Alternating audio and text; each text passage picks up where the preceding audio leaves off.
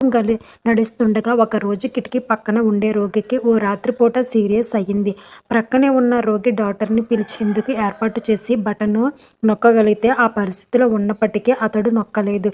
ఇంకేముంది, కిటికీ పక్కన ఉండే రోగి డాక్టర్ అందుబాటులో లేనందున చనిపోయాడు. ఇన్నాళ్ళు అసూయతో రగిలిపోయి కిటికీకి దూరంగా ఉన్న రోగి హాస్పిటల్ సిబ్బందిని బ్రతిమాలాడు. తన మంచం కిటికీ పక్కకు మార్చుకుంటానన్నాడు. మరుసటి రోజు పొద్దున్నే అతని కష్టం మీద లేచి కూర్చున్నాడు. బయటకు చూస్తే అక్కడున్న ఒక మర్రి చెట్టు దిగువ బావి తప్ప అక్కడ ఇంకేమీ కనిపించలేదు.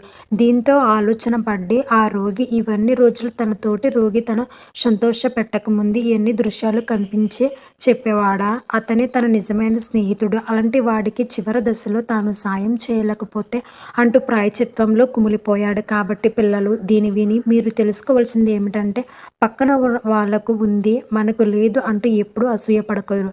ఈ వీడియో నచ్చినట్లయితే లైక్ చేయండి, షేర్ చేయండి. ఇటువంటి వీడియోస్ కోసం మన ఛానల్ని సబ్స్క్రైబ్ చేయండి.